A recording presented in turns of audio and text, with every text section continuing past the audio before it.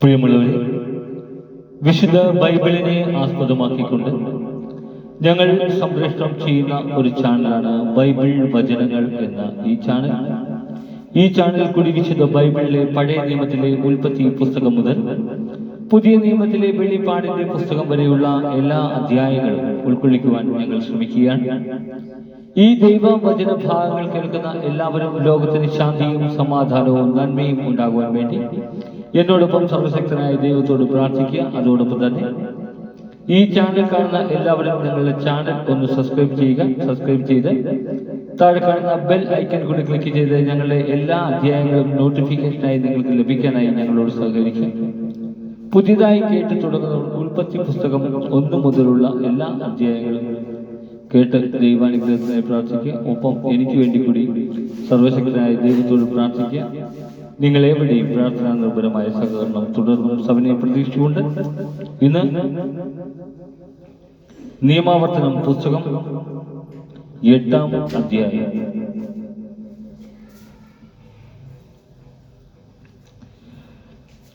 പ്രലോഭനങ്ങൾ.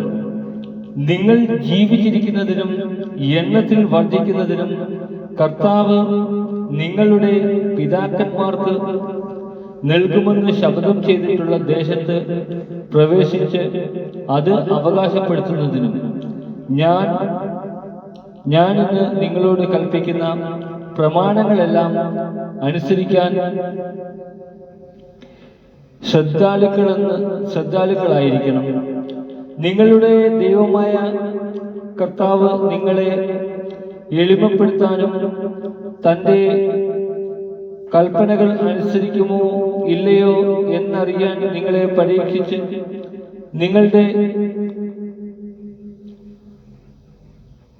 ഹൃദയ വിചാരങ്ങൾ മനസ്സിലാക്കാനും വേണ്ടി ഈ 40 സംവത്സരം മരുഭൂമിയിലൂടെ നിങ്ങളെ നയിച്ച വഴിയെല്ലാം നിങ്ങൾ ഓർക്കണം. അവിടുന്ന് നിങ്ങളെ എളിമപ്പെടുത്തുകയും വിശപ്പറിയാൻ വിടുകയും നിങ്ങൾക്കും നിങ്ങളുടെ പിതാക്കന്മാർക്കും അപരിചിതമായിരുന്ന മന്ന കൊണ്ട് നിങ്ങളെ സംതൃപ്തരാക്കുകയും ചെയ്തത് അപ്പം കൊണ്ട് മാത്രമല്ല, കർത്താവിന്റെ നാവിൽ നിന്ന് പുറപ്പെടുന്ന ഓരോ വാക്കുകൾ കൊണ്ടുമാണ് മനുഷ്യൻ ജീവിക്കുന്നതെന്നും നിങ്ങൾക്ക് മനസ്സിലാക്കി തരാൻ വേണ്ടിയാണ്. ഈ 40 സംവത്സരങ്ങൾ നിങ്ങളുടെ വസ്ത്രങ്ങൾ പഴകി കീറിപ്പോവുകയോ കാലുകൾ വീങ്ങുകയോ ചെയ്തില്ല. പിതാവ് പുത്രന് എന്ന പോലെ നിങ്ങളുടെ ദൈവമായ കർത്താവ് നിങ്ങൾക്ക് ശിക്ഷണം നൽകുമെന്ന് ഹൃദയത്തിൽ ഗ്രഹിക്കുവിൻ. അതിനാൽ നിങ്ങളുടെ ദൈവമായ കർത്താവിന്റെ മാർഗത്തിലൂടെ ചരിച്ച് അവിടുത്തെ ഭയപ്പെട്ടും അവിടുത്തെ കൽപ്പനകൾ പാലിച്ചുകൊള്ളുവിൻ.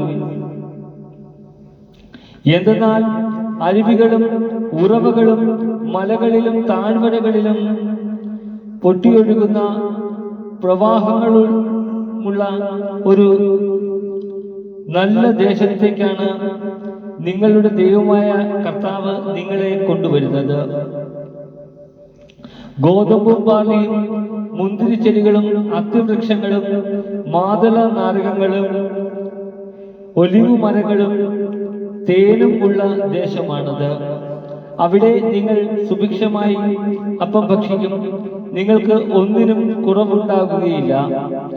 അവിടെയുള്ള കല്ലുകൾ ഇരുമ്പാണ്. മലമുകളിൽ നിന്നു ചെമ്പും കുഴിച്ചെടുക്കാം. നിങ്ങൾ ഭക്ഷിച്ച് തൃപ്തരാകുമ്പോൾ നിങ്ങൾക്ക് നൽകിയിരിക്കുന്ന നല്ല ദേശത്തെ പ്രതി ദൈവമായ കർത്താവിനെ സ്തുതിക്കണം. ഞാൻ നൽകുന്ന കൽപ്പനകളും നിയമങ്ങളും ചട്ടങ്ങളും ലംഘിച്ച് നിങ്ങളുടെ ദൈവമായ കർത്താവിനെ വിസ്മരിക്കാതിരിക്കാൻ ശ്രദ്ധിച്ചുകൊള്ളുവിൻ. നിങ്ങൾ ഭക്ഷിച്ച് തൃപ്തരാവുകയും നല്ല വീടുകൾ പണിത് അവയിൽ താമസിക്കുകയും നിങ്ങളുടെ ആടുമാടുകൾ പെരുകുകയും വെള്ളിയും സ്വർണവും വർദ്ധിക്കുകയും മറ്റ് സകലത്തിനും സമൃദ്ധി ഉണ്ടാവുകയും ചെയ്യുമ്പോൾ നിങ്ങൾ അഹങ്കരിക്കുകയും അടിമത്തത്തിന്റെ ഭവനമായ ഈജിപ്തിൽ നിന്ന് നിങ്ങളെ കൊണ്ടുവന്ന നിങ്ങളുടെ ദൈവമായ കർത്താവിനെ വിസ്മരിക്കുകയും ചെയ്യാതിരിക്കാൻ ശ്രദ്ധിക്കുവിൻ. ആഗ്നേയ സർപ്പങ്ങളും തേളുകളും നിറഞ്ഞ വിശാലവും ഭയാനകവുമായ മണലാരണ്യത്തിലൂടെ അവിടുന്നാണ് നിങ്ങളെ നയിച്ചത്. വെള്ളമില്ലാത്ത ഉണങ്ങി വരണ്ട ആ ഭൂമിയിൽ നിങ്ങൾക്ക് വേണ്ടി കരിമ്പാറയിൽ നിന്ന് അവിടുന്ന് ജലമൊഴുക്കി.